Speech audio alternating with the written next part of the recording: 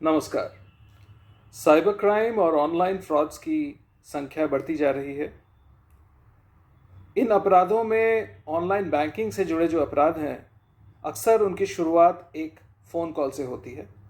आपके पास एक कॉल आता है, जिसमें कॉलर पहले तो आपका विश्वास जीतने की कोशिश करता है, फिर धीरे धीरे वो अपना जाल फैलाता है।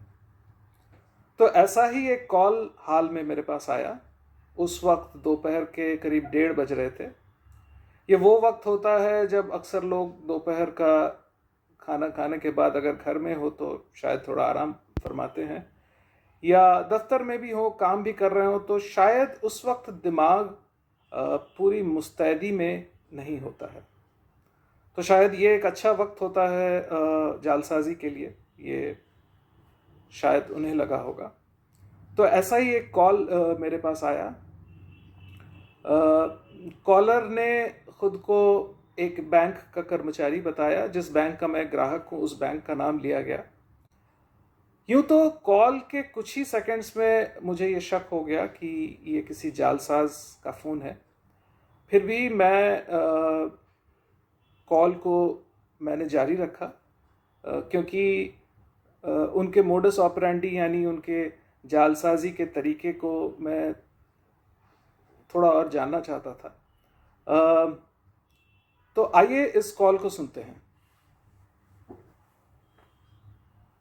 ओके सर, आप जो एचडीएफसी का क्रेडिट कार्ड यूज कर रहे हैं उसके रिगार्डिंग आपके लिए एक इन्फॉर्मेशन कॉल है। ओके, बोलिए सर, उस कार्ड के साथ आपने काफी अच्छा रिलेशन मेंटेन किया और आपकी गुडविल भी काफी अच्छी रही है। तो उसके गुडविल प्रोफाइल के बेसिस पे आपके क्रेडिट कार्ड पे कुछ mega benefit and services activate की गई है, जिन्हें आप रिसीव करेंगे सर आने वाले 10 वर्किंग डेज के अंदर अपने बिलिंग एड्रेस पे बाय कोरियर। ओके,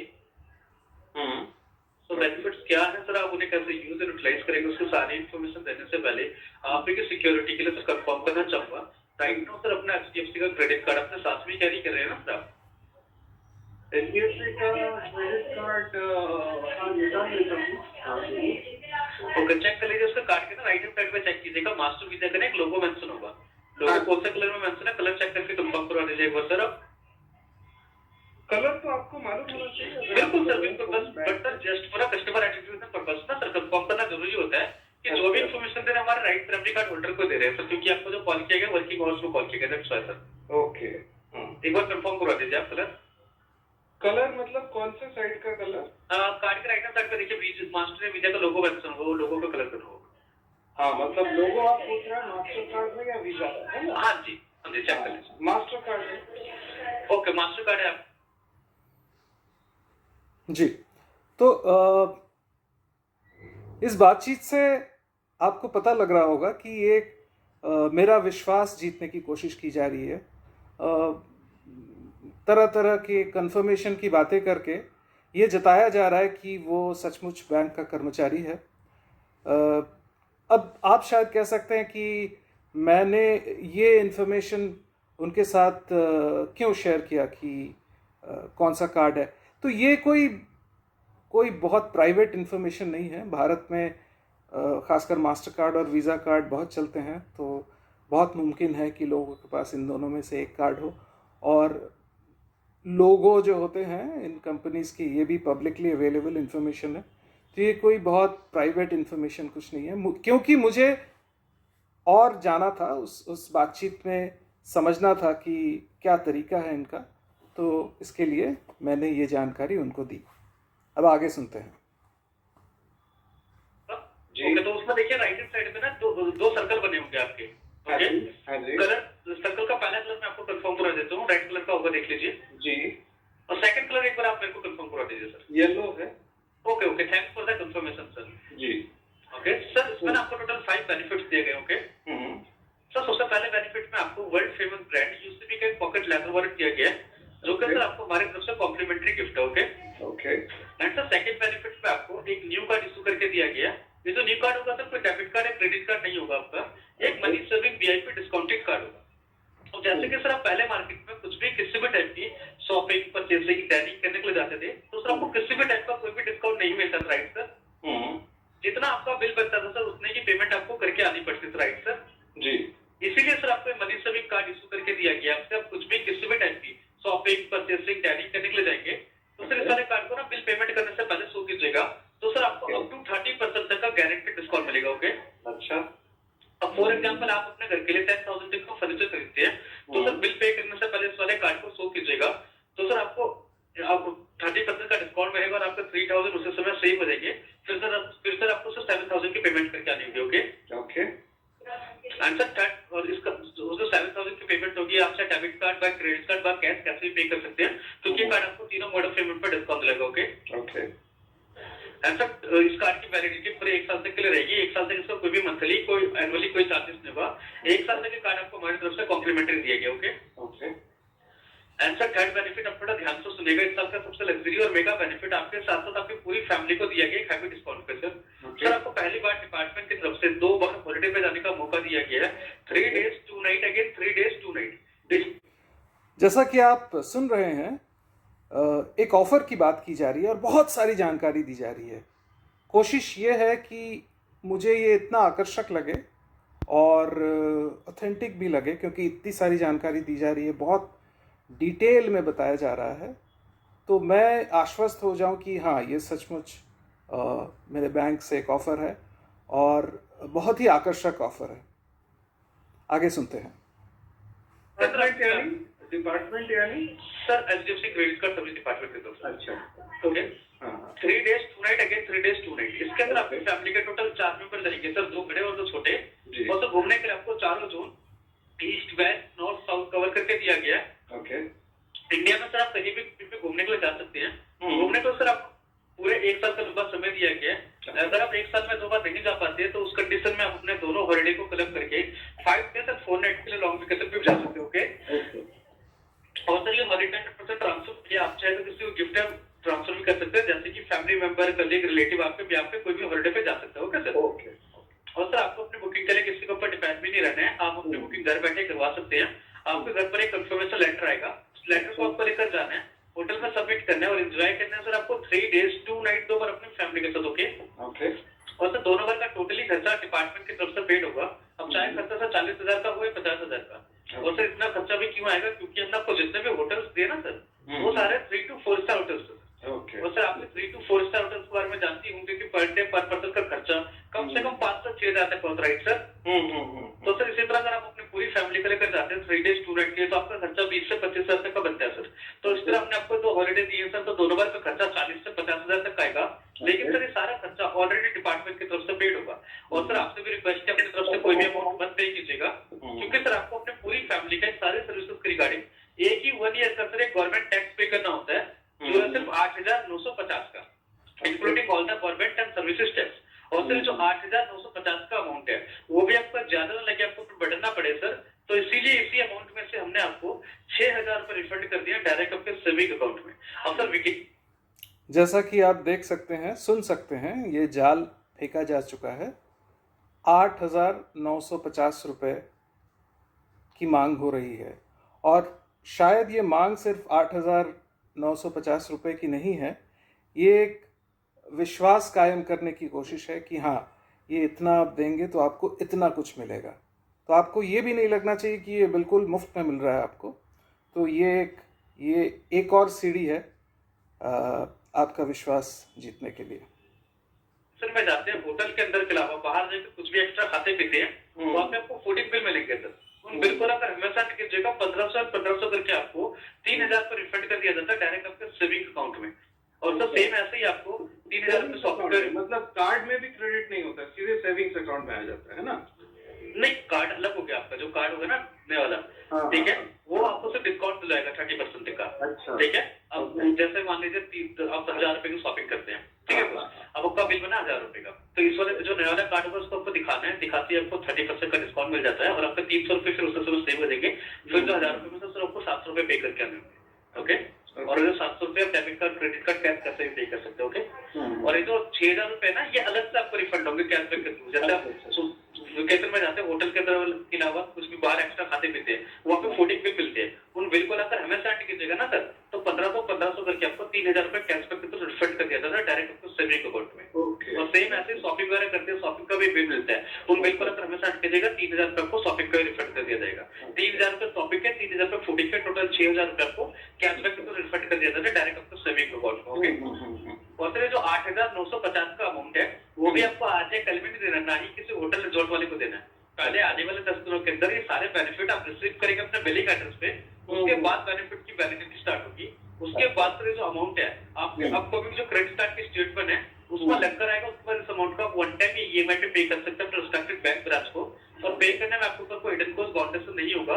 अलग से आपको 6000 रुपए रिफंड होंगे डायरेक्ट आपके सेविंग अकाउंट में। ओके ओके, और मैं आपको हमारे सीनियर मैनेजर के जो हेल्प नंबर भी शुक्र कर दूंगा सर, ताकि कुरियर मिलने से पहले, मिलने के बाद आपको किसी भी टाइप की कोई भी क्वेरी होती है सर, तो आप डायरेक्ट हमारे सीनियर मैनेजर से बात कर सकते हैं Monday to Saturday 10 AM to 6 PM। Okay sir, okay, okay. तो सर आशा करता हूँ मेरे द्वारा दी गई सारी जानकारी आपको रिकॉर्डेबल लाइन पर क्लियर है सर। जी जी, तो सर प्लीज 2 सेकंड के लिए लाइन पे रहेगा, मैं आपके कॉल को ना सर मेरे सीनियर को ट्रांसफर करो, जो आपको हमारे सीनियर मैनेजर के जो हेल्प नंबर इशू करा के देंगे। तो इस शख्स ने अपना काम कर दिया, अभी ये मुझे हैंडओवर कर रहे हैं जिसे वो बता रहे हैं सीनियर मैनेजर, पर जाहिर है वो एक ही गुट के सदस्य हैं। इसमें उनकी उम्मीद यह है कि मेरा विश्वास और बढ़ेगा कि ये सचमुच बैंक के अलग अलग ओहदे के कर्मचारी हैं और एक से दूसरे लेवल तक ये बात जा रही है, और मैं धीरे धीरे इस ऑफ़र को एक्सेप्ट करने लगा हूँ। आगे सुनते हैं। और आपको कोरियर का ऑर्डर आईडी दे देंगे, कोरियर का ऑर्डर आईडी और हेल्प नंबर के सेम प्लेस पे नोट डाउन कर लीजिएगा। ओके, अच्छा, तो प्लीज सर लाइन पर रहिएगा। ओके, बात कर रहे हैं, उसने आपकी कॉल को होल्ड पर रख। Hello hello, very good afternoon, Rajesh Sharma बात कर रहा हूँ, senior consult officer. How are you? Very good, thank you. अभी आपकी बात होगी हमारे कलेक्ट से कार्ड के कुछ सर्विसेज के रिगार्डिंग, इससे कई फीडबैक कॉल है, सो आपकी कंफर्ट के लिए सारे सर्विसेज का शॉर्ट रिकैप मैं आपको दूंगा, जिसमें सारे कंडीशंस मैं आपको क्लियर करूंगा। ठीक है, पहला गिफ्ट सर आपको मिलेगी उसी भी ब्रांड का पॉकेट वॉलेट। सेकंड, एक डिस्काउंटेड कार्ड आता है जो आने वाले 1 ईयर तक आपके एवरेज ट्रांजेक्शन पर आपको 30% तक का डिस्काउंट मिलेगा। इवन कार्ड को यूज करने के लिए आपको प्रॉपर हमारे 1200 आउटलेट्स का डायरेक्ट फ्री में मिलेगा। ठीक है, ओके। थर्ड को वेकेशन मिल रहा है जिसकी वैलिडिटी 1 ईयर। अगर आप ध्यान दें तो ये जो शख्स हैं ये एक एक्सेंट डालकर बात कर रहे हैं ताकि मुझे विश्वास हो जाए हाँ ये सचमुच बैंक के कर्मचारी हैं। ये कुछ शब्द, कुछ वर्ड्स यूज़ तो कर रहे हैं बट बेमतलब के कर रहे हैं। जैसे ये फीडबैक कॉल है, अगर वो एक ऑफ़र के लिए मुझे वो फ़ोन कर रहे हैं तो ये फीडबैक कॉल नहीं है, पर उन्हें शायद 2-3 लफ्ज़ मालूम है जो अक्सर इस्तेमाल होते हैं, इसलिए शायद वो मुझे इम्प्रेस करने के लिए इन शब्दों का प्रयोग कर रहे हैं। देखिए, जब भी जाना आपको 30 डेज पर इंटीमेट करेंगे, at the time of booking आपको 500 रुपीज का एक बुकिंग चार्ज पे करना होता है। जब भी होटल चार्जेस होगा मैनेजमेंट पे करेगा, ट्रैवलिंग चार्जेस आपको देना होगा। ठीक है, अलग से आपको 3000 रुपए का फूडिंग कैशबैक और 3000 का शॉपिंग कैशबैक वाउचर भी आ रहा है, जिसमें 1000 रुपए के 3 वाउचर्स आएंगे। जब भी वाउचर्स को रिडीम करेंगे तो 99 रुपीज का एक हेल्पिंग चार्ज आपको पे करना होता है। तो सारे सर्विसेज जो सर आपके नाम पे नॉमिनेट हुई है जो कि 62,000 रुपीज की सर्विस है, और आज आपको रिटेल वायर पड़ता है, बैंक आपको ऑथराइज करता है प्राइमरी क्रेडिट कार्ड होल्डर। तो उन सर्विसेज के रिगार्डिंग ओनली आपको अपने हैंड से एक वन टाइम का गवर्नमेंट सर्विस टैक्स पे करना होता है, जो आयोग हमारे कलीग ने भी आपको बताया होगा। राइट? नहीं, पेमेंट के बारे में तो नहीं बताया। हालांकि जो पहले वाले शख्स थे उन्होंने पेमेंट की बात की थी मुझसे, पर मैं जानबूझकर मैंने ये कहा कि पेमेंट के बारे में मुझे कोई जानकारी नहीं है, क्योंकि मैं इनके मुंह से सुनना चाहता था कि ये क्या कहते हैं। तो सुनते हैं, उन्होंने भी उसी बात को दोहराया। टैक्स उन्होंने बताया होगा ना कितना टैक्स पे करना है आपको? जी नहीं, आपको 6000 रुपए रिफंड होगा बताया था उन्होंने? हाँ 6000 रुपए रिफंड के बारे में बताया था। अच्छा, 6000 रुपए रिफंड होगा ये बताया था, बट ये नहीं बताया कितना अमाउंट में रिफंड होगा। जी जी जी, तो ऑडिशन में आपको बताया उन सर्विसेज के लिए पेमेंट करना होता है आपको 8950 रुपए। ठीक है, ओके, ये वन टाइम चार्ज आपके पूरे परिवार का, जिसमें सारे टैक्सेस इंक्लूड रहता है। अच्छा, ये अमाउंट भी आपको बाई कैश या चेक के थ्रू किसी को पे नहीं करना है। सारे सर्विसेज आपको गुड कार्ड होल्डर दिया गया है, और अमाउंट सिंपली कार्ड से चार्ज होकर आपके अपकमिंग बिल के स्टेटमेंट में आएगा। मैंने कार्ड का स्टेटमेंट आता है ना आपके पास, हाँ अमाउंट स्टेटमेंट में रखकर आएगा, उसके बाद अमाउंट को वन टाइम में फिर ईएमआई को पे करेंगे। ठीक है, ओके ओके, इवन जो 5 सर्विस बताइएगी, इसके अलावा 5 लाख का एक्सीडेंटल इंश्योरेंस भी आपको मिल रहा है हेल्थ चेकअप वाउचर के साथ में। ठीक है, ओके, तो आपकी हॉलिडे वाउचर्स और आपके डिस्काउंटेड कार्ड के ऊपर हम आपका पूरा नाम मेंशन करें या कुछ शॉर्ट लिखते हैं?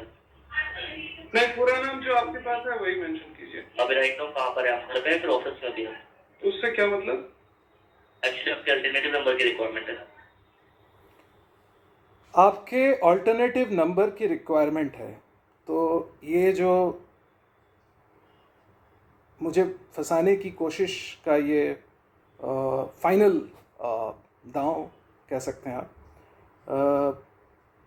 तो ये मुझे कह रहे हैं कि आप किसी और दूसरे नंबर से मुझे फ़ोन कीजिए, क्योंकि इस फ़ोन से बात करते करते वो चीज़ नहीं हो पाएगी जो हम करना चाह रहे हैं। तो आप समझ सकते हैं, ये मैं इंतज़ार कर रहा था कि ऐसा कुछ ना कुछ वो ज़रूर कहेंगे, और वो वक्त आ गया अभी। नहीं, मैं समझा नहीं। क्यों? आपके अल्टरनेटिव नंबर की रिक्वायरमेंट है। आपका नंबर हमें बैंक में अपडेट नहीं करना है, आपको रनिंग कॉल पे बैंक साइड से मैसेज डिलीवर नहीं हो पाता है, इसलिए अल्टरनेटिव नंबर की रिक्वायरमेंट होती है। तो कोई भी ऐसा नंबर बता दीजिए जिसमें हार्डली 2 मिनट्स के अंदर ओनली वन टाइम आपका मैसेज है, जो कि accepted answer with different answer हो। अच्छा, ये तो मैं पहली बार सुन रहा हूँ। आप तो अब वो वक्त आ गया जब मैं इन्हें बताऊं कि मुझे उनकी जालसाजी के बारे में पता चल गया है, पहले ही पता चल गया था।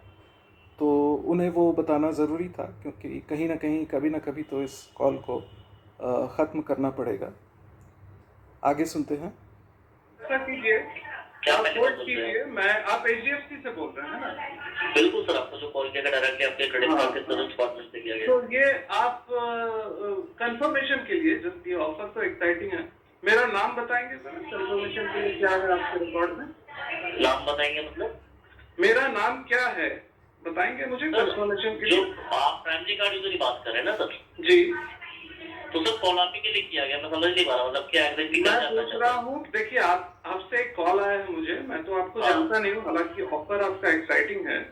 हाँ, तो या तो आप मुझे कंफर्म कर दीजिए कि किससे आप बात कर रहे हैं, ताकि मैं कंफर्म हो जाऊं कि आप वाकई HDFC से बात कर रहे हैं।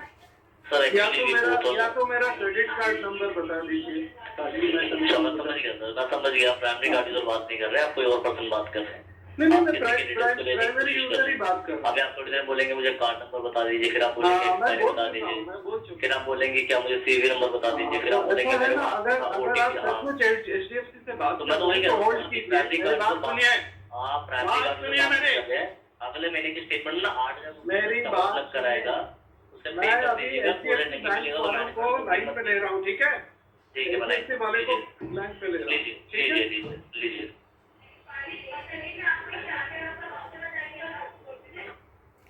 तो मैंने जब बैंक कर्मचारी को लाइन पे लेने की बात की, तो पहले तो उसने बड़े कॉन्फिडेंस के साथ कहा हाँ लीजिए लीजिए, पर फिर उसने फ़ोन काट दिया। तो ये तो एक्सपेक्टेड ही था। तो ये जो ऑनलाइन फ्रॉड की दुनिया है, ऑनलाइन बैंकिंग फ्रॉड की दुनिया खासकर, ये बहुत सोफिस्टिकेटेड होती जा रही है। तो इसलिए ज़रूरी है कि हम सावधान रहें, सतर्क रहें। वैसे तो हमें कई चीज़ों का ध्यान रखना चाहिए जब हम ऑनलाइन बैंकिंग से जुड़े हों, जब हम अपने फ़ोन से, अपने कंप्यूटर से ट्रांजैक्शंस करते हों। पर इन बातों में, ख़ासकर जहाँ तक ऑनलाइन बैंकिंग फ्रॉड का सवाल है, 4 चीज़ों का ध्यान हमें बिल्कुल रखना चाहिए। पहली चीज़, जब आपके पास कोई फ़ोन आता है, ऐसा कोई फ़ोन आता है जिसमें कॉलर कहता हो कि मैं आपके बैंक से बात कर रहा हूँ, या किसी भी सर्विस प्रोवाइडर से, या किसी सरकारी दफ्तर से, या आपके इंश्योरेंस कंपनी से बात कर रहा हूँ, तो उसी बात पर आप विश्वास न कर लें। अगर वो कॉल एक अननोन नंबर से है, तो वो चाहे जो भी कह रहा हो, उस बात पर आपको विश्वास करने की ज़रूरत नहीं है। आजकल हम में से बहुत सारे लोग इन ऐप्स का इस्तेमाल करते हैं, कॉलर आइडेंटिफिकेशन ऐप्स, जैसे ट्रू कॉलर हो गया, ऐसे कई सारे ऐप्स हैं। तो वो अक्सर वो एक कॉलर की आइडेंटिटी का कुछ इन्फॉर्मेशन दिखता है उसमें। पर इस बात को समझना ज़रूरी है कि ये उनकी एक कोशिश है, इन ऐप्स की एक कोशिश है कि आप तक ये जानकारी पहुंचाया जा सके कि ये कौन कॉल कर रहा है। ज़रूरी नहीं है कि ये जानकारी सही हो, क्योंकि उनका एक एल्गोरिथम होता है, उनके पास तो ये एक्सेस नहीं होता है कि सचमुच जान ले कौन कॉल कर रहा है। तो ये बाकी लोगों के साथ जो इंटरेक्शन हुआ है उस नंबर के साथ, उसके ऊपर या बहुत सारे अलग एल्गोरिथम्स के ऊपर वो कोशिश करते हैं कि आप तक ये जानकारी पहुंचे, पर ज़रूरी नहीं है कि वो जानकारी सही हो।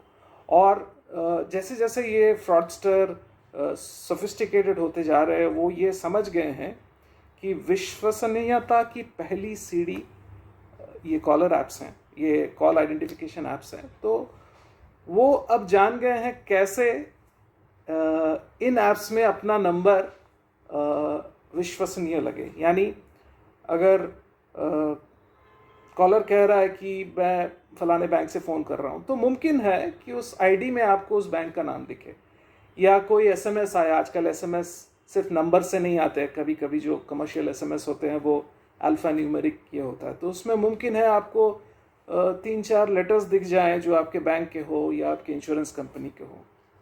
तो आप ये यकीन कर बैठेंगे कि हाँ, ये ऑथेंटिक कॉल है। तो पहली बात, ये विश्वास न करें, क्योंकि जब आप विश्वास कर लेते हैं वो जाल में एक कदम आप घुस चुके होते हैं। तो आप अगर विश्वास आप नहीं करेंगे, आप सोचेंगे हाँ मुझे और चेक करना है, तब आपका दिमाग भी उसी मुस्तैदी पर रहेगा। दूसरी चीज़, कोई भी व्यक्तिगत जानकारी, प्राइवेट इंफॉर्मेशन इन कॉल्स में शेयर ना करें।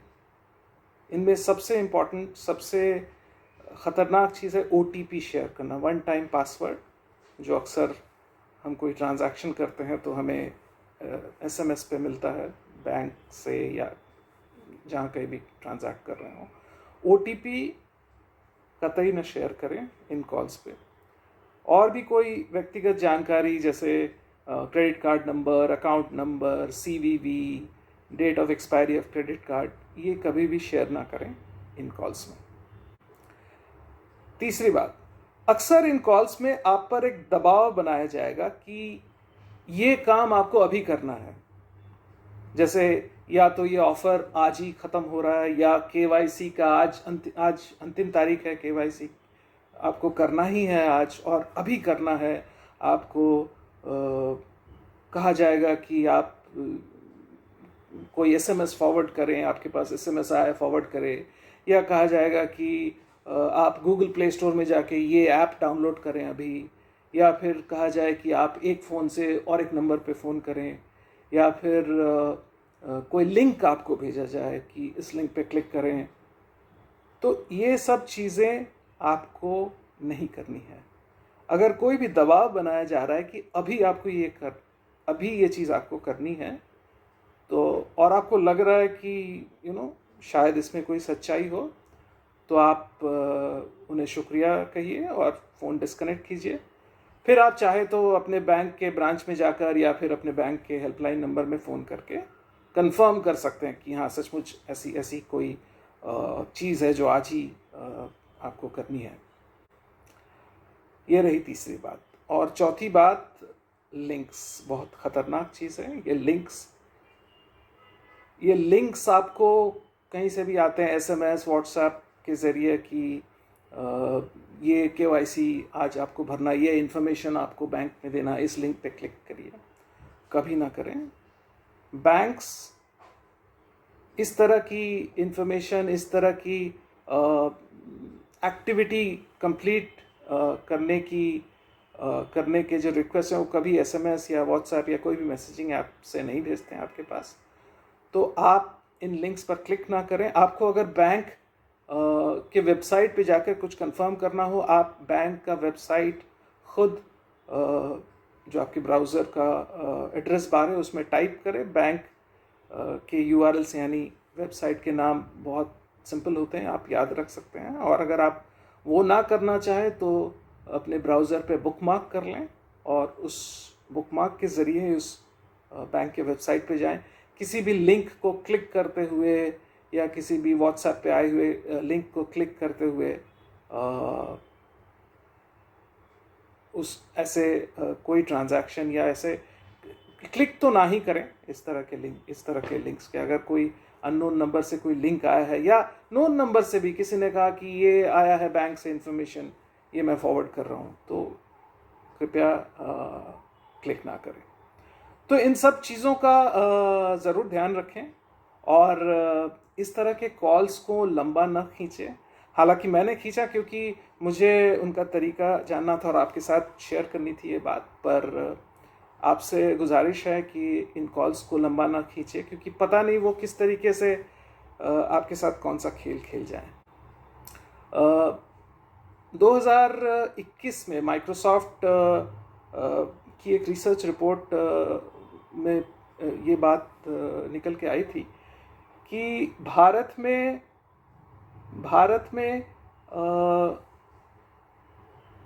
मेरे ख्याल से करीब 70%, 69 मेरे ख्याल से, पर करीब 70, यानी 7 में से 10 ग्राहकों का सामना इन ऑनलाइन स्कैमस्टर्स के साथ हो चुका है एक साल में, सिर्फ एक साल में। और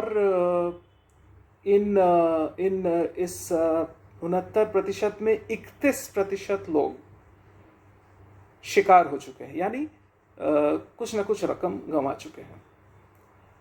तो ये बहुत ज़रूरी है कि ये डिजिटल एज है, ये हमें तो डिजिटल रहना ही है, पर हम सावधान रहें, सतर्क रहें, चीज़ों की जानकारी हासिल करते रहें और सुरक्षित रहें।